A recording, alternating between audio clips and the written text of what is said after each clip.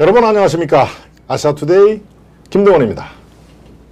네, 시청자 여러분, 김동원의 하이파이브 시간에도 제가 두세 번 예고를 해드렸습니다만은 여러분들이 아주 반갑게 맞이할 귀인이 우리 스튜디오에 찾아주셨습니다. 네, 뭐 긴 말 할 거 없습니다. 여러분들이 잘 아시는 분입니다. 네, 우리 고성국 박사님 모셨습니다. 안녕하십니까? 네, 안녕하세요. 네. 스튜디오가 굉장히 환해졌습니다. 네. 여러분들 뭐 익히 잘 아시죠? 예, 따로 설명이 필요 없는, 네, 지금 아주 엄중한 시기에 또 우리에게 방향을 제시하는 몇 안 되는 아주 소중한 분이십니다.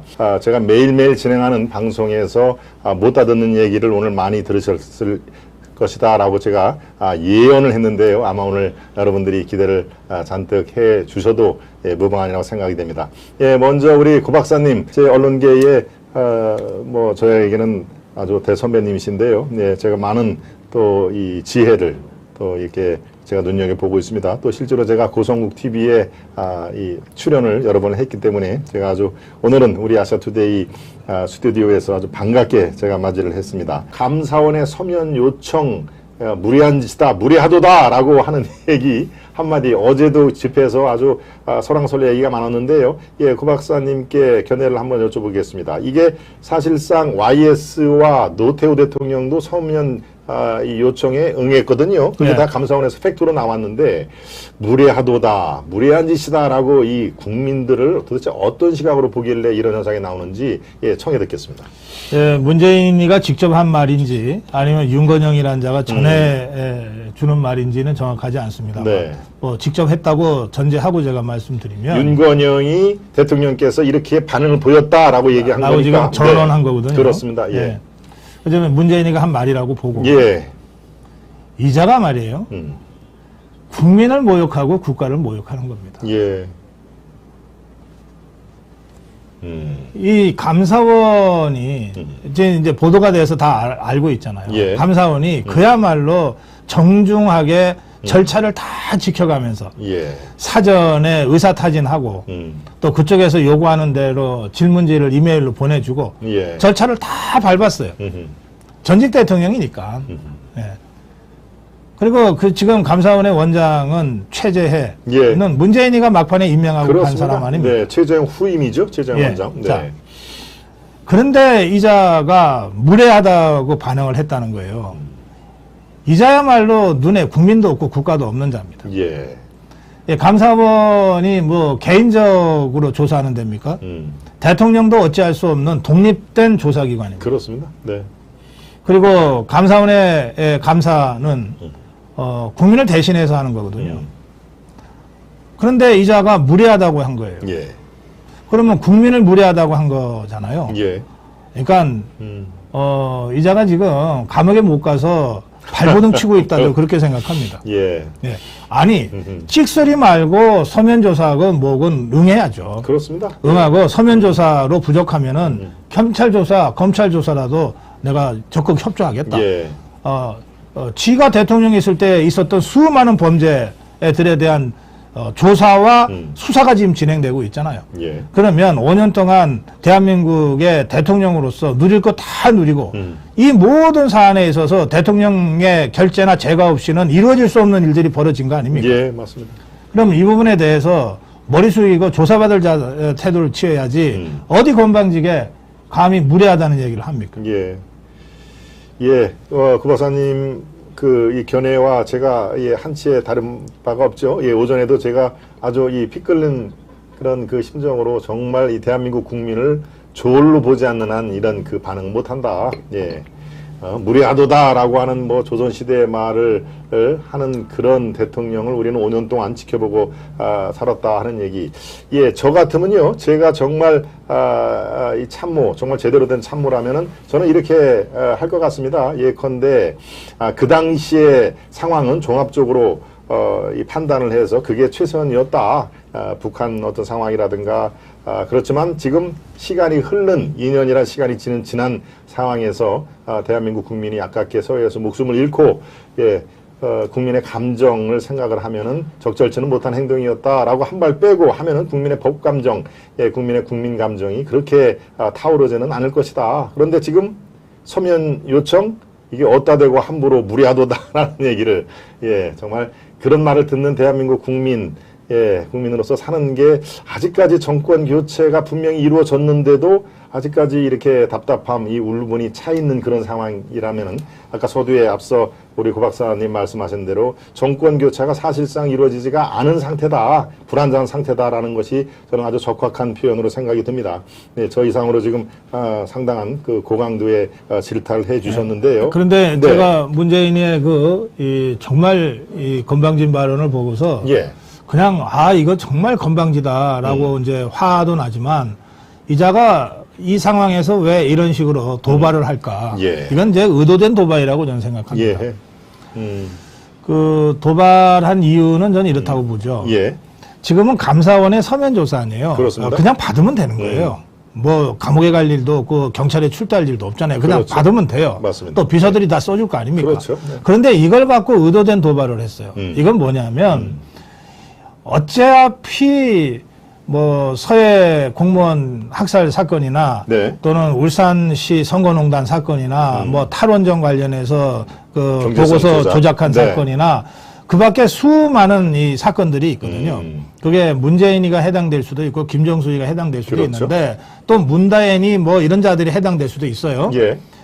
그러니까 어차피 수사 받을 거라고 저는 이 문재인이가 예감하고 있다고 생각합니다. 그러면 그때 가서 예. 피의자로 수세적으로 방어하느니 이게 만만하잖아요. 예. 수사도 아니고 조사니까. 그렇습니다. 그것도 서면 네. 조사니까. 네. 또 지가 임명한 감사원장이고. 그렇죠. 그러니까 이 감사원을 상대로 아예 전선을 먼저 치겠다, 공세적으로. 이렇게 전선을 딱 먼저 쳐버리면 이제 대깨문들이 움직일 거 아닙니까? 그렇죠. 그리고 지금은 안 그래도 이재명이가 지금 이 우리 자유파 윤석열 정부하고 전선이 지금 처 있는 상태 아니에요. 예. 그 여기에 지까지 가세해서 아예 문재인 이재명 연합전선을 좌파들이 구축하겠다. 예. 그러면 이재명이한테 업혀가는 효과가 있거든요. 그렇죠.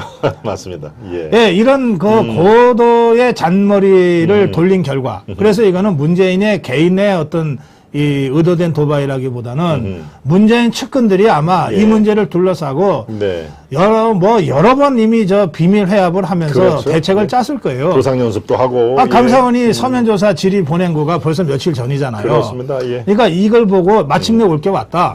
그런데 다행히 검찰 출두장이 아니고 감사원 서면조사다. 예. 그러면 여기서부터 아예 우리가 먼저 제대로 전선을 치고 나가자. 예. 공격이 최선의 방어 아니냐. 이런 방식으로 의도된 도발을 했다고 저는 봅니다. 예. 예, 그렇기 때문에 네. 그냥 단순히 문재인이 건방진 뭐 어쩌고저쩌고 하면서 그냥 화를 낼 일이 아니라 저들의 그 도발된 의도에 숨겨있는 숨겨진 전략, 이 전략에 우리가 어떻게 대처할 것이냐. 예. 우리 또한 전략적으로 이 문제를 접근하고 풀어가야 된다. 그렇게 말씀드립니다. 예. 예. 우리 고 박사님 그 견해 아마 우리 시청자 여러분 대부분 다 공감을 하실 걸로 저는 이해를 합니다만은 글쎄 오늘 오전 11시 김동원의 하이파이브 시간에 제가 한 논평하고 어떤 그 방향이라든가 이런 게 역시 그렇습니다. 건강한 눈으로 세상을 보는 그런 그 눈에는 거의 비슷하게 같은 이해가 됩니다. 저는 여기에다가 하나를 더 붙여서 이게 대통령의 이른바 분노, 대통령의 그런 그 한마디 한마디 야 우리 문재인 대통령이 화가 나선 모양이다 어디다 대고 무리한 짓이냐라고 하는 그 대통령의 한마디가 좌파 세력의 결집에는 가장 큰 효과 있는 시그널이다 하는 얘기를 제가 말씀을 드렸죠. 그러니까 이 대통령의 한마디는 고도의 어떤 그 이 전략에서 나오는 다른 표현도 충분히 가능한데 무리한 짓이다라고 일부러 얘기를 한 것은 좌파 세력이 이제 결집을 해라. 이재명 플러스 문재인 세력이 이제 결집하는 그런 모습을 우리는 곧 보게 될 텐데요. 그럼에도 불구하고 문재인의 사법 처리 가능성, 이것이 글쎄요 이렇게 역정을 낸다 손치더라도 이게 사법 처리 가능성이 줄어들까요? 어떻게 우리 구 박사님께 한번 견해를 한번 전해드리겠습니다. 사법 처리 가능성은 어떻게 보십니까? 지무도 쥐가 먼저 파는 거죠. 네. 저는 뭐 문재인이가 어떻게 대응을 하고 반응을 하든 사법 처리는 불가피하다고 오래전부터 생각해왔고 주장해왔어요. 저는 사법 처리 될 거라고 봅니다. 역설적으로 제가 이렇게 표현 드릴 수 있겠어요. 만약에 이런 상황에서 정말 차고 넘치는 증거와 정황에도 불구하고 문재인이를 또 이재명이를 사법 처리 못한다면 그러면 윤석열이 아닌 거예요. 그렇죠. 네. 한동훈이 아닌 거예요. 이원석이 아닌 거라고요. 네, 저는 이 문제 관해서는 어떤 정치적 양보나 타협도 있을 수 없다고 생각합니다. 예. 이미 그 선을 넘었어요. 네. 이 자들이 어쩌다 한번 범죄를 저지른 게 아니에요.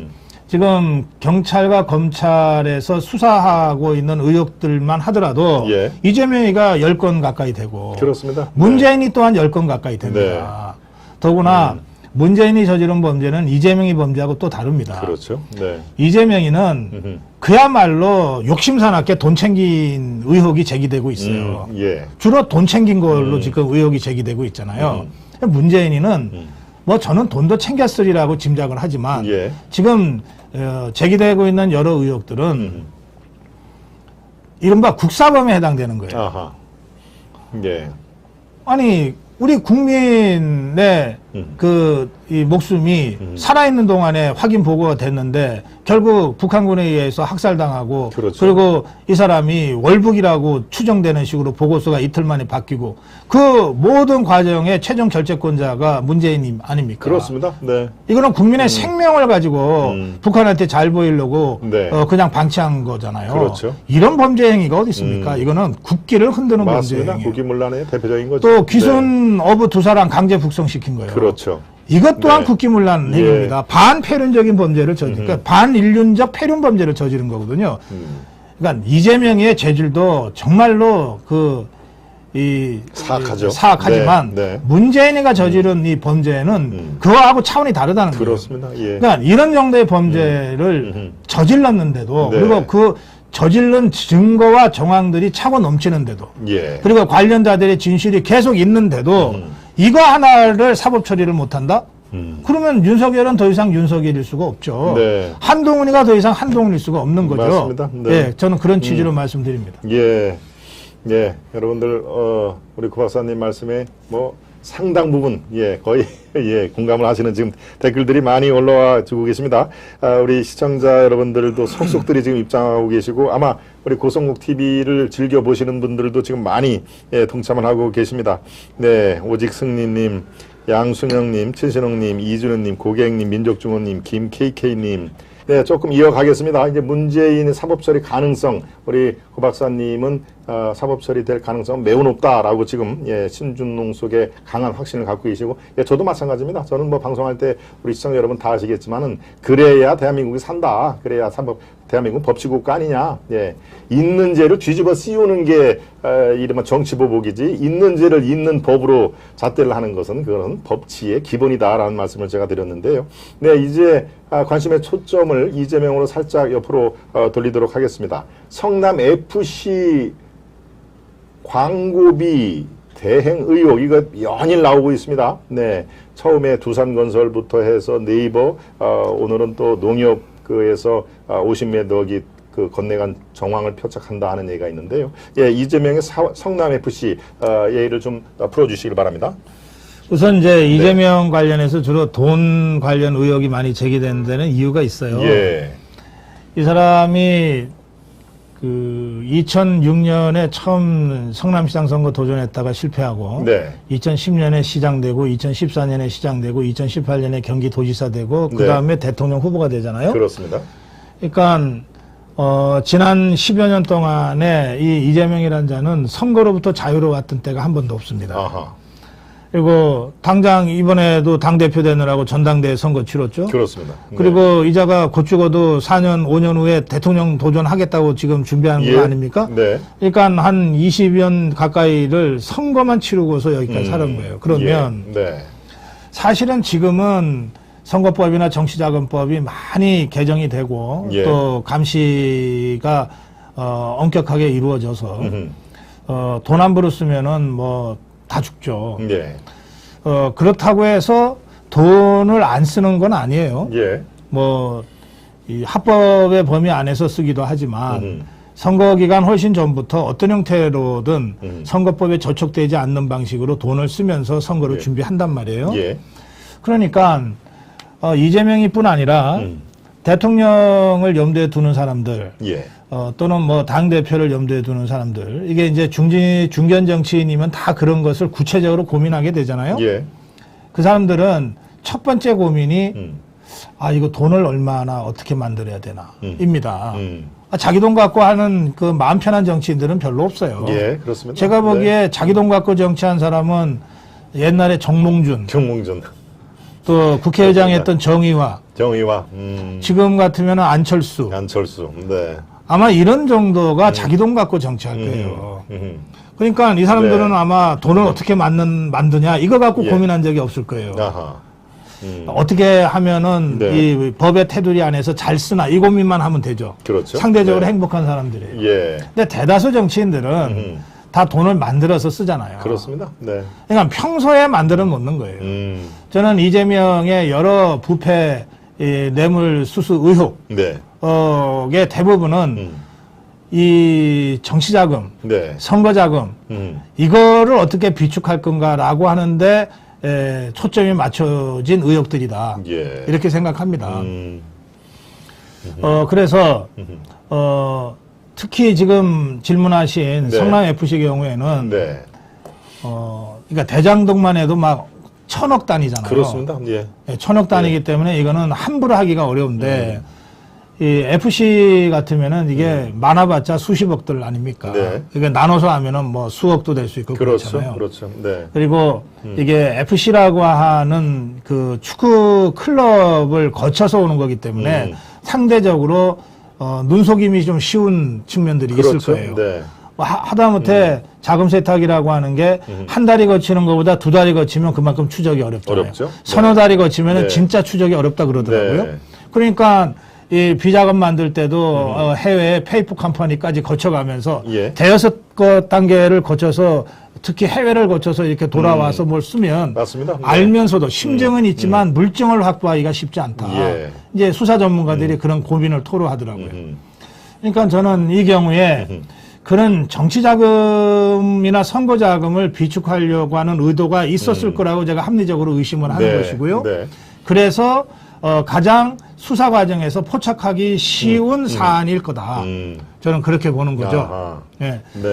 그러니까 지금 경찰이 이 성남FC 의혹과 관련해서 두산건설 하나만 가지고서 제3자 뇌물 수수로 사실은 가볍게 걸은 거거든요. 제3자 뇌물 수수라고 하는 것은 돈이 왔다 갔다 하는 것이 확인이 돼도 제3자라고 하는 이 법리적인 입증이 되지 않으면 무죄가 날 수도 있는 약한 골이란 말이에요. 근데 검찰로 이 사건이 넘어오면서 이게 제3자 뇌물이 아니에요, 이제. 이재명과 정진상이 공범 관계로 직접 뇌물을 수수했다고 검찰이 혐의를 지금 가지고 수사하고 있는 거거든요. 그렇죠.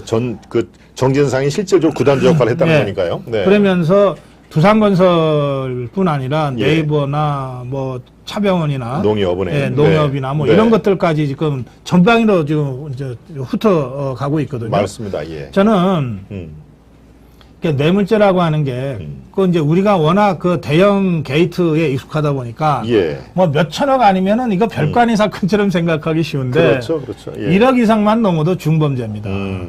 그러니까, 이 성남FC 사건 수사를 통해서, 뭔가 하여튼 부정한 방법으로 돈이 흘러가서 정진상을 통해서 또는 뭐 이재명한테로 흘러간 것이 검찰에 의해서 포착된다면 그렇다면 그 순간 상황은 매우 심각한 국면으로 접어든다. 지금 저는 제가 느끼기에 저야 뭐 수사 내용을 전혀 모릅니다만 느끼기에 상당히 가까이 갔다. 정진상이 직접 수사 대상이 된 것은 정진상을 넘어서면 바로 이재명이거든요. 그렇습니다. 그건 뭐 확실한 얘기죠. 그렇기 때문에 그리고 그건 이재명이가 공개적으로 공언했어요. 측근이라고 하면 이 정진상 정도는 돼야 돼요. 그렇습니다. 그랬잖아요. 정진상, 이용 뭐 두 얘기를 딱 했죠. 두 사람 그러니까 지금 검찰이 정진상의 타겟을 맞춰서 수사를 하고 있다는 것은 이재명이 턱밑까지 수사의 칼날이 가고 있다는 것을 뜻하는 겁니다. 그러니까 이제 저는 이재명이가 요즘 아마 밤잠을 못 잘 거다. 아마 눈만 감아도 감옥에 어른어른 거릴 거다. 그렇죠. 그러면 어떻게 됩니까? 이런 경우에 사실은 제일 합리적인 선택은 뭐냐면요. 자수해서 광명 찾는 거예요. 예. 형량이라도 낮춰야지. 그렇죠, 그렇죠. 예? 예. 근데 대부분의 도둑놈들이 네. 그걸 뻔히 알면서도 끝까지 거짓말하거든. 끝까지 버티거든. 예. 물적 증거 딱 갖다 댈 때까지 버티거든. 예, 어쩔 수 없어요. 이게 네. 도둑놈 심리이기 때문에. 그래서 이럴 경우에 차라리 전면 공세로 간다. 공격이 최선의 방어다. 네. 전면 공세로 간다. 이게 지금 이재명 쪽의 스탠스인 것 같아요. 예.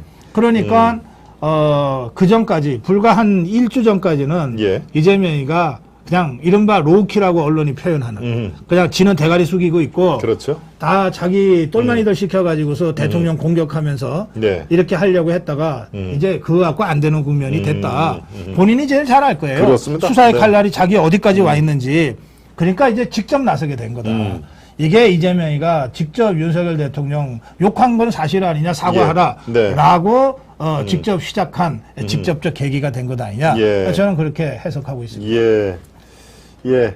여러분들 아주 이 명쾌한 낱마처럼 얽혀 있는 지금 상황을 아주 명쾌한 분석을 해 주셨습니다. 네, 지금 이재명의 FC 성남 FC 지금 좀 전에 우리 PD가 자료 화면을 지금 뜬 내용이죠. 현대백화점까지 압수수색. 그 얘기를 다시 한번 좀 띄워봐 주십시오. 예, 농협은행은 제가 아침 방송에도 자세히 말씀드렸습니다만 이제 검찰의 그 칼날이 농협 알파돔 현대백화점을 압수수색을 했다. 예, 이렇게 되면은 지금 우리 고 박사님 말씀대로 성남 FC 의혹은 의혹에서 끝날 가능성은 거의 없어 보인다. 그리고 제3자 뇌물죄로 퉁칠 그럴 상황이 아니다. 실제적으로 정진상을 수사를 하면은 이재명 까지 칼날이 뭐 갈 수 또 가야 되는 거죠. 지금 이 상황에서 이 정진상까지 꼬리 자르기로 간다. 예, 그거는 이재명 정진상과 공모를 했다. 검찰이 성남시 전 직원 공소장에 적시했다. 예, 바로 지금 칼날이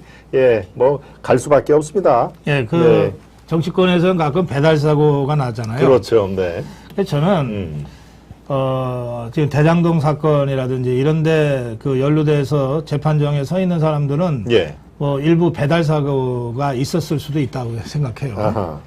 근데 정진상이와 이재명의 관계는 그런 관계가 아닙니다. 그렇죠. 네. 그래서 저는 정진상이가 혹시 뭐 식탁에 떨어진 빵 부스러기 정도는 주워 먹었을지 모르지만 네. 그러나 배달 사고를 낼 관계가 아니다. 두 사람 간에. 따라서 정진상의 혐의가 포착이 되면 그건 곧바로 이재명의 혐의다. 네. 저는 이제 그렇게 맞습니다. 해석하고 있습니다. 지금 정진상 말씀하셨는데 정진상 여러분들이 많이 아실 겁니다. 정진상이라는 자는 이재명이 성남에 이재명 법률사무소를 차릴 때부터 초기에 사무장을 했던 사람입니다. 네, 그 전에 이력을 제가 보니까 뭐 부티크 금융 쪽에 부티크 일을 좀 했다고 하는데 그 뒤로부터는 계속 성남시장 당선되면 성남시에 경기도지사 당선되면은 경기도지에 지금 당 대표가 되고 나서 당의 정책조정실장 완전히 이재명으로서는 비밀을 너무 많이 하는 거죠. 네, 너무 많이 아마 알기 대표 때문에 정무실장인가? 정무조정실장 그렇습니다. 그러니까 내칠 수가 없는 상황으로 같이 운명 공동체가 이미 돼버린 것입니다. 그러니까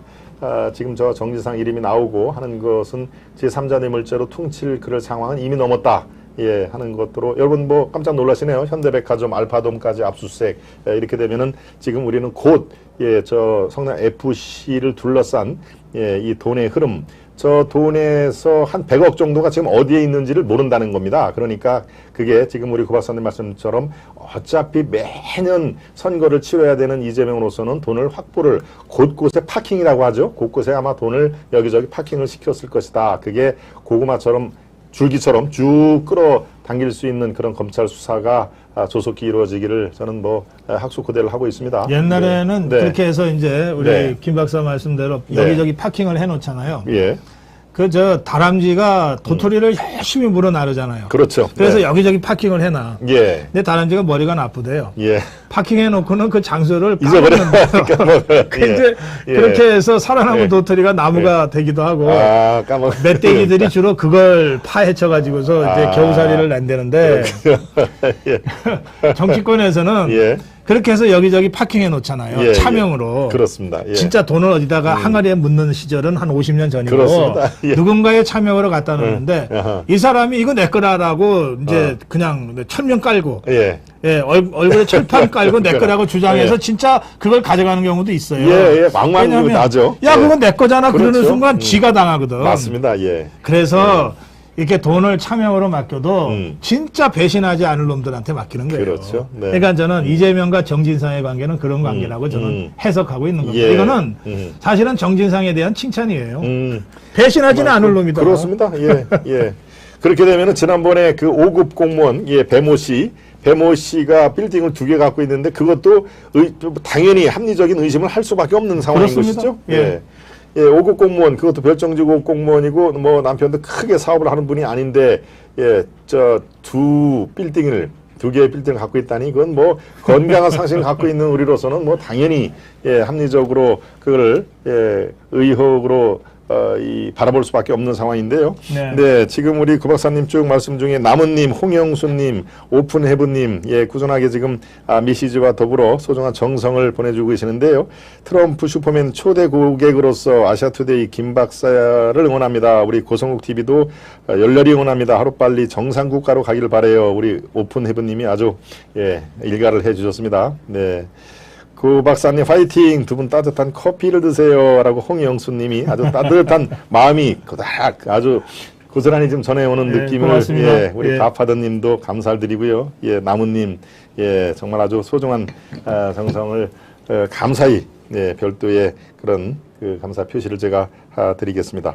네, 이 대목에서 조금 좀 그렇습니까? 어느 다른 방송에서 아마 들을 수 없는 내용인데요. 제가 아주 도발적인 질문을 하겠습니다. 그렇다면, 네, 이재명은 물론 뭐 이것뿐만이 아니라 아들과 예, 김혜경, 예, 회경공 김 씨라고 하는 그분들 다 포함하면 지금 8개의 별도의 수사가 진행되고 있는데, 예, 이거, 이재명 사법처리, 문재인 사법처리, 두 사람의 어떤 사람이 더 강한 사법처리를 받게 될까요? 한번 묻습니다. 네. 이 문재인과 이재명의 어떤 이 포승질이라든가 우리가 뭐 상징적인 이지만 이렇게 되면은 누가 더 잘하나 누가 더 무겁나라고 하는 예, 시종의 한간의 얘기를 우리 고 박사님에서 제가 청해 듣는 얘기입니다. 예, 범죄의 예. 성격은 네. 문재인이가 훨씬 더 무겁습니다. 네. 예, 이건 국기범이라고 네. 국사범이라고 저는 생각해요. 그렇죠. 네. 국가의 근본을 흔든 자다 이렇게 생각합니다. 네. 그런데 이제 양형은 꼭 그 범죄의 성격에 비례하는 건 아니니까. 그렇죠. 네. 형량을 얼마나 세게 때리느냐. 이 문제는 저는 이재명이가 더 세게 맞을 거다. 네, 그렇게 생각하고요. 네. 이재명이한테는 12월 올해 말 12월 중순에서 말까지가 아마 굉장히 어려운 시기가 될 거다. 12월 중순에서 말까지. 우선 네. 12월 9일이면 정기국회가 끝납니다. 그렇습니다. 네. 그러면 국회 회기 중에 국회의원을 잡아가려면 체포동의안을 국회 본회의에서 처리를 해야 되는데 그렇죠. 12월 9일날 정기국회가 끝나면 12월 10일부터 다시 임시국회를 열 수는 없어요. 그렇죠. 아무리 파렴치한 자들이라도. 그런데 아마 좌파들은 널지 모르죠. 어쨌든 저는 못 널 거라고 보고 예. 뭐 1월에 임시국회를 열자는 건 말이 되죠. 예. 정기국회 끝나고 그렇습니다. 연말연시 보낸 다음에 한 달 뒤니까. 통상적으로 네. 그렇게 합니다. 예. 그러면 12월 10일부터 12월 30일까지는 이 국회라고 하는 국회의원의 방탄조끼가 힘을 발휘할 수 없는 시기. 그렇죠. 장이 안 서는 거니까요. 네. 예. 그런데 지금 검찰의 수사 속도를 보면 예. 지금 정진상이까지 간 거 아닙니까? 그렇습니다. 정진상이만 제끼면 바로 이재명이거든요. 예. 그리고 이미 불구속 기소가 돼 있는 건들도 있잖아요. 그렇죠. 예, 이재명이가. 네. 예. 그러니까 저는 12월 중순에서 말 이때가 이재명이가 가장 취약한 시간이 된다. 아하. 저는 그때 어떤 형태로든 사법 처리가 예. 이루어질 거다. 저는 그렇게 예상합니다. 예. 지금 말씀하신 것 중에서 불구속 기사된 거는 아마 여러분들 아시죠? 예, 허위사실 유포의 예, 지난 대선 과정에서 그건 이미 불구속 기소까지 된 상황이고 앞으로 7, 8개의 별도의 수사의 중에서 제가 말씀드렸다시피 최소한도 3개, 4개는 예, 이 기소가 이루어질 거라고 제가 30년 기자 생활 촉을 녹이면은 충분히 기소가 가능할 것이다. 그렇게 따지면은 사안은 더 엄중하되 이른바 형량이라든가 이런 거는 이재명 쪽의 형량이 더 높을 가능성은 매우 높다. 네. 예, 이런 말씀을 우리가 고 박사님께 얘기를 들었습니다.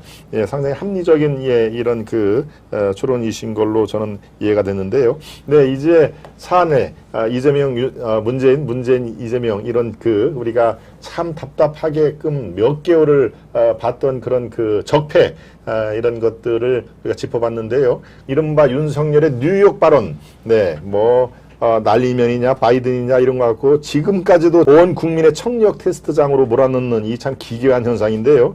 예, 이것들의 어떤 핵심 내용 우리가 어떻게 이해를 해야 될지 고 박사님의 고견을 한번 청해 듣겠습니다. 우선 문제의 발언은 윤석열 대통령이 이 바이든 대통령과의 회동을 마치고 네. 나오면서 굉장히 사람들이 많은 혼잡한 상황에서 네. 옆에 수행하던 박진 외교부 장관이나 또 다른 사람들하고 같이 나오면서 거의 혼잣말처럼 한 말입니다. 그렇습니다. 네. 예. 그런데 발언의 내용이나 이런 것들을 보면 네. 구체적으로 무슨 단어를 썼냐는 게 중요한 게 아니고 예. 맥락이라는 게 있잖아요. 네. 내용을 보면 박진 장관하고 한 얘기 같아요. 그러니까 이제 박진 장관이 어쨌든 대꾸를 한 거 아닙니까? 그렇습니다. 바로 옆에 있었죠. 박진 최대한 네. 이 노력을 해서 어떻게 하겠다 이런 식으로. 그렇습니다. 예. 자, 그럼 그걸로 끝난 얘기예요. 그러니까 이게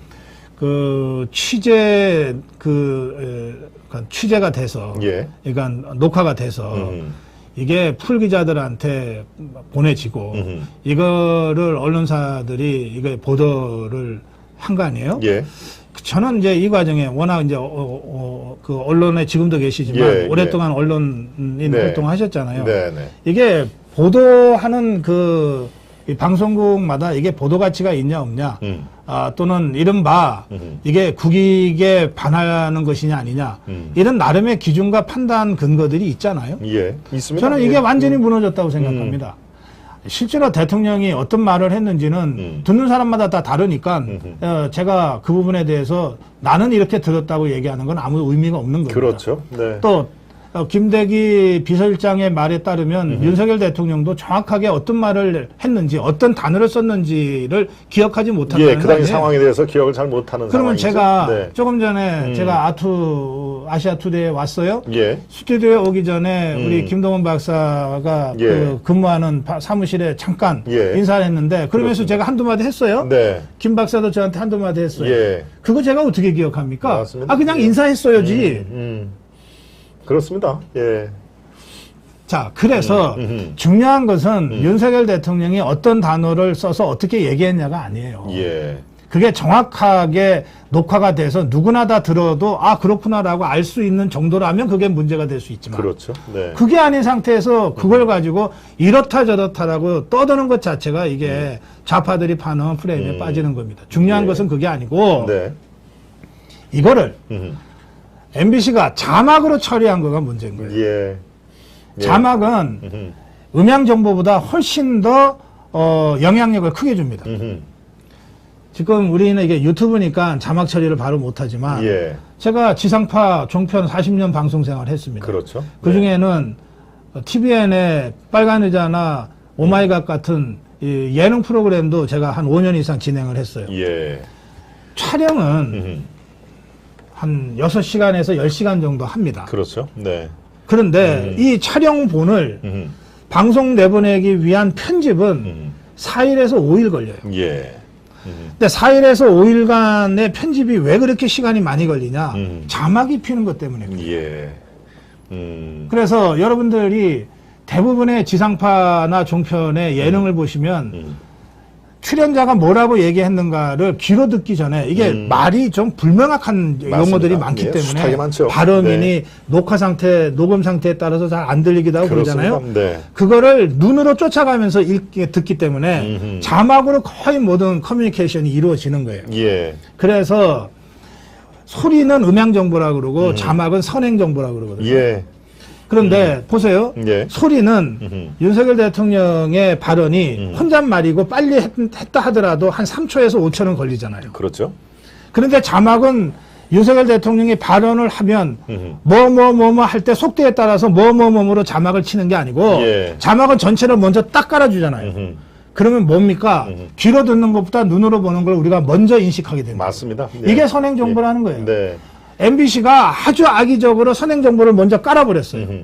그리고 나서 들으니까 그렇게 들리는 거죠. 그렇게 들리는 거죠. 맞습니다. 그래서 이 선행 정보에 해당되는 자막을 누가 어떤 의도로 어떤 적법한 과정 또는 불법한 과정을 통해서 깔았느냐가 먼저 중요한 거예요. 그 다음에 중요한 것이 그런데 이렇게 만들어진 이 영상 이거 시간이 꽤 걸리는 겁니다. 자막을 입히고 하려면 이게 어떻게 방송도 되기 전에 좌파 더불어민주당 원내대표 입을 통해서 막말 외교라고 하는 말로 튀어나왔습니다. 그렇습니다. 이 두 가지가 핵심이에요. 그래서 이 두 가지는 이게 범법 행위거든요. 그러니까 수사가 필요한 겁니다. 그래서 저는 이미 수사기관이 수사를 시작했기 때문에 수사기관의 수사 결과를 보고 그리고 나서 판단하면 또 늦지 않는다. 저는 그렇게 생각합니다. 자막이라는 것이 우리가 들리는 것보다도 먼저 선행되고 있고 MBC가 바이든이라든가 이런 거는 제가 지금 들어도 저는 뭐 솔직히 아까 우리 구 박사님 견해 끝난 다음에 김 박사님의 의견을 듣고 싶습니다라고 우리 시청자 여러분이 얘기를 했지만 오늘은 구 박사님 의견을 주로 듣는 시간이기 때문에 저는 뭐 제 시간에도 여러 번 얘기를 했습니다만은 MBC의 어떤 의도된 그런 것들이 확실히 있지 않고서야 저런 거를 자신 있게 얘기할 수가 없다. 뭐 저는 크게 해놓은 건 없습니다만 하여튼 30년 언론 생활을 하면서 동아일보에서 근무를 할 때도 이 확실하지 않는 거는 사실 저렇게 바이든인 것 같아 바이든을 쓰지를 못합니다. 차라리 애매하면은 땡땡 동그라미를 쳐가지고 이게 시청자들 한번 들어보세요 라고 하든지 기사를 써도 여기에 그냥 땡땡땡으로 얘기를 하지 바이든으로 들릴까 아니면 날리면 들릴까라가 불명확한 상태에서 바이든으로 집어넣지는 않습니다. 이거는 층층이 데스크 과정을 거치면서 통과가 되지는 않습니다. 이 언론의 게이트키핑은 그만큼 아직까지는 살아있는데 저 MBC 같은 경우에는 게이트키핑이 쌍그리 무시가 되고 뭐 국장이 직접 제작했다는 거 아닙니까? 그 의도된 자막이 입혔다 그런 의미에서 이거는 사안의 본질을 우리가 분명히 봐야 된다. 근데 저는 그 국장이 지가 했다고 하는 주장도 제가 못 믿겠어요. 언론사에 계시니까 자 이게 대통령 관련 사안이에요. 그것도 외교와 관련된 사안이고 그렇죠. 자막을 입히기를 강력하게 성토하고 비판하는 자막이에요. 이게 사장 제가 없이 가능해요? 가능하지 않습니다. 지금 MBC는 뭐 중간 간부까지 다 일색으로 아직 좌파 성향을 갖고 있는 사람들이 좌지우지 한다고 손치더라도 아까 말씀드린 언론사의 게이트키핑 그거는 이렇게 만만하게 볼 때가 아닙니다. 평기자 위에 차장, 부장 뭐 해가지고 서너 가지의 게이트키핑을 제대로만 거친다면은 저런 건 있을 수가 없는 상황인 거죠. 그러니까 지금 논란이 되고 자기들이 불리해지니까 뭐 미디어 본부장인지 누군지 그 사람 선에서 자르려고 뭐 직원들이 했다고 지금 주장하는 것 같은데 저희가 MBC 박성재가 이걸 사전에 몰랐을 리가 없다.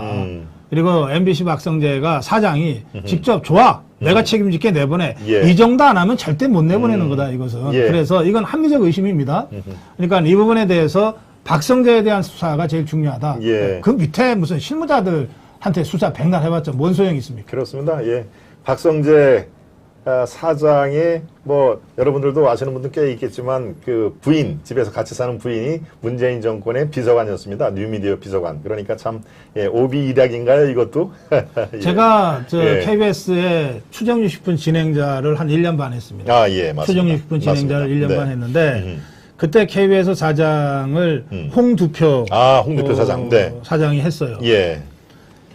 추정유 10분은 녹화지만 거의 러닝타임에 딱 맞춰서 녹화를 끝냈어요. 왜냐하면 녹화된 다음에 편집당하지 않으려고.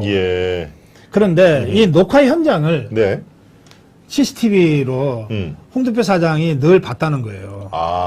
워낙 간판 프로그램이고 민감한 내용들을 많이 다뤘고. 그렇군요. 그런데 사전에 야 대본 가져와봐 라고 할 수는 없잖아요. 그러니까 이 녹화 과정을 CCTV로 사장이 보는 것은 합법적으로 보는 겁니다. 그걸 제작팀들도 다 알고 있어요. 사장님 보세요. 우리 문제 없습니다. 이걸 아예 대놓고 공개적으로 했어요. 그렇군요. 그러니까 프로그램 하나에 그 정도로 사장이 이 집중해서 관심을 챙기는 게 방송사예요. 핵심 이 관련 프로그램은 추정유 10분이 그렇다면 9시 뉴스는 그 몇 배 이상 하는 거예요. 그렇죠. 어떤 네. 꼭지 들어가냐, 이 꼭지에 네. 누구 기자가 어떻게 멘트했냐, 그거 다 보게 돼 있는 거예요. 예. 그러나 대통령 관련 사안인데 사장이 안 봐요?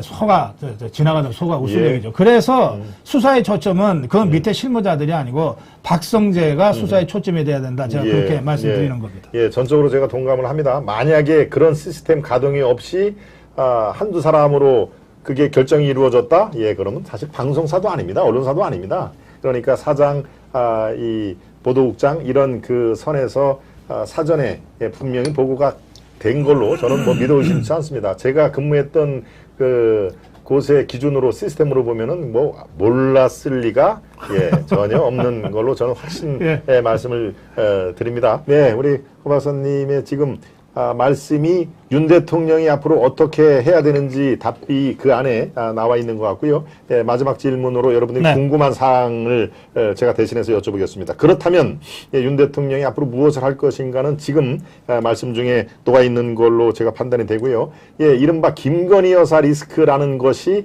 시중에 한간에 계속 나와 있습니다. 김건희 얘기 어제 광화문 집회에서도 그 얘기가 또 일부 나와 있는데요. 자, 김건희 문제, 김건희 여사 리스크 이거를 우리는 어떤 식으로 이해를 해야 되고 앞으로 어떻게 이걸 극복을 해야 되는지 이것도 한번 같이 청해 보도록 하겠습니다. 예, 좌파들이 리스크라고 붙여서 리스크가 된 거죠. 네, 그런 측면이 분명히 있습니다. 네, 사실은 뭐 리스크라는 걸 그들이 정말 선전선동에 능한 좌파들이 많이 붙여서 이 열매를 떠먹은 적이 많이 있었는데요. 김건희 여사도 마찬가지로 그런 그 네임이 달려 있습니다. 최근에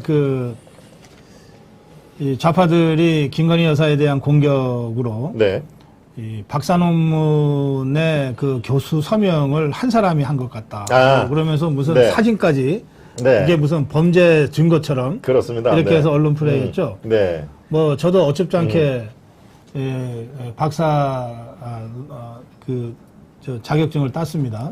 김동훈 박사님도 박사신데 박사 논문 써봤잖아요. 그렇습니다. 지금 그 언론에 대문짝만하게 뭐 내놓은 그거는 박사 논문을 다 끝낸 다음에 심사위원들이 모여서 심사를 해서 그래, 아이고 이제 우리 동업자 됐네. 그렇죠. 이렇게 한 다음에 형식적으로 이 사인을 하는 거예요. 맞습니다. 그런데 중요한 것은 이때 그 심사위원 교수들의 인입니다. 도장을 찍어요. 보통 옛날에는 도장을 찍었는데 지금은 사인하는 분들도 계세요. 그렇습니다. 이거거든요.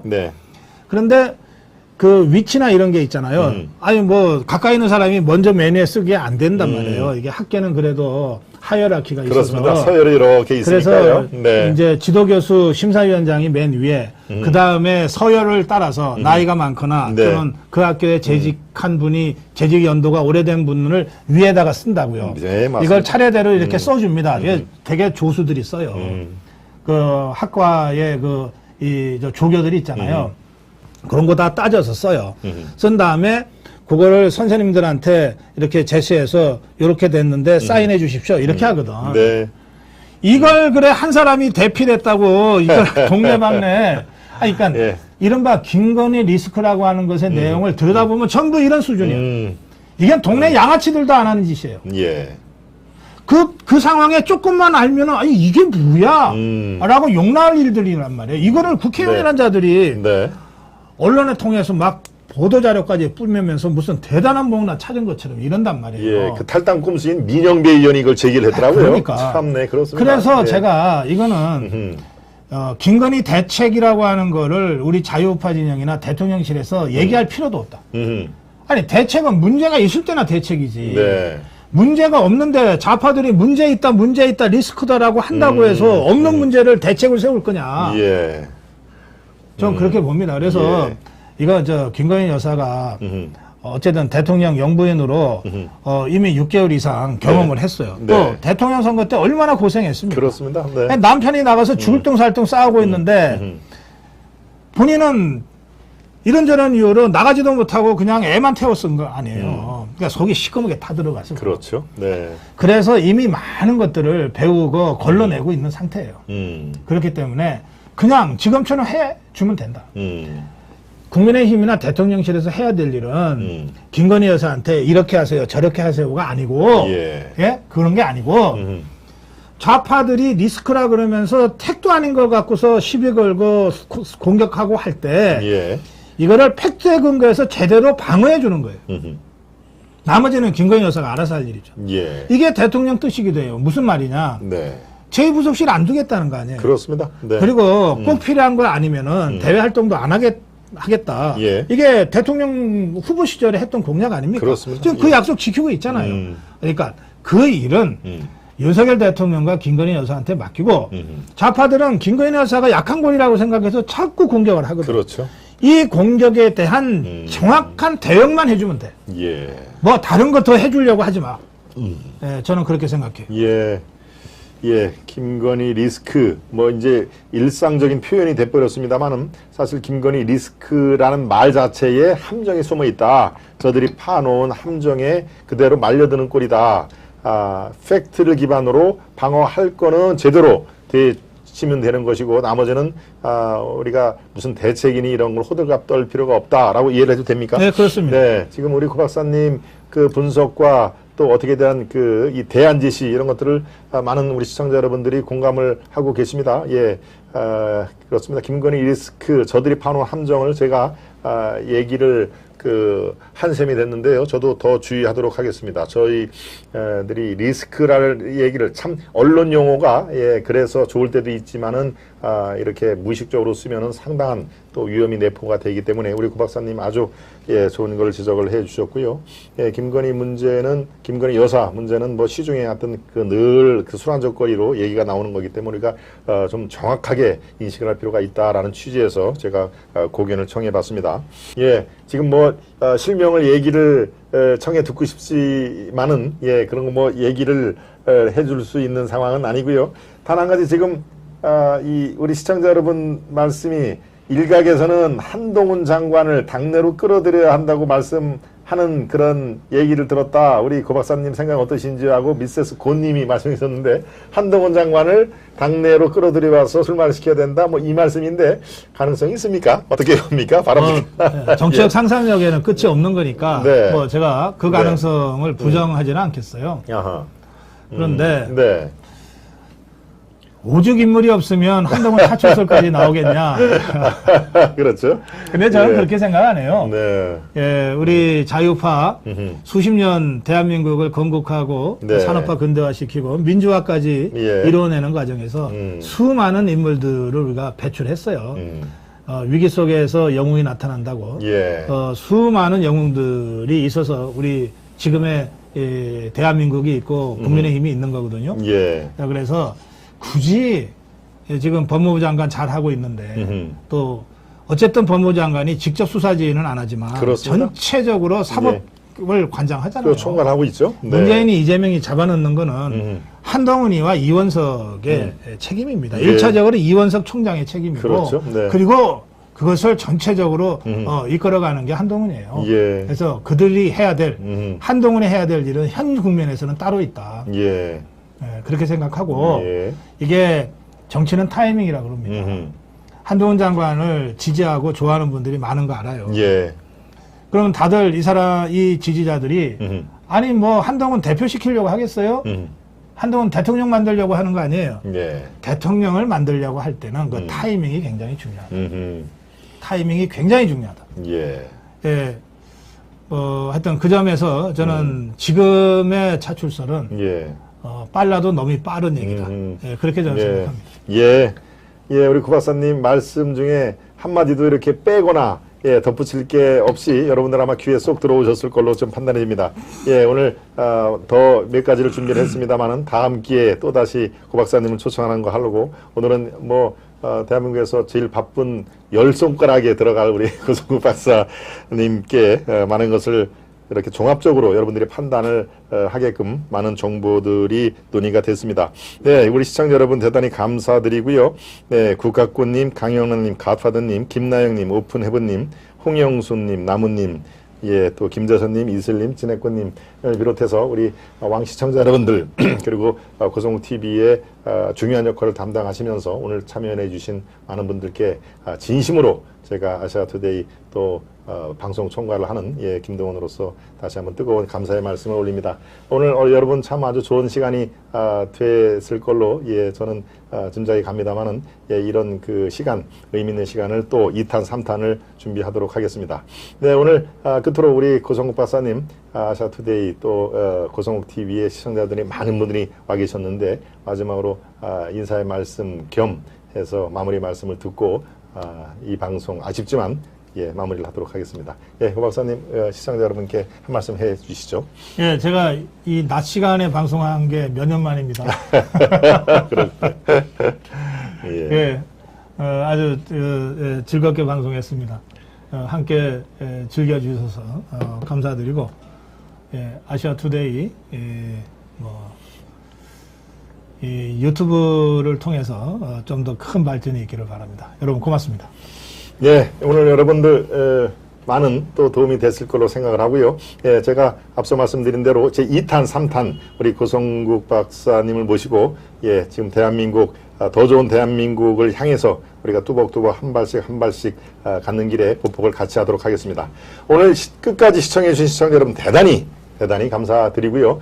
오전 11시 김동원의 하이파이브 시간에 다시 한번 여러분들을 찾아뵙도록 하겠습니다. 여러분 남은 시간 행복한 시간 되시기 바랍니다. 여러분 대단히 감사합니다. 안녕히 계십시오.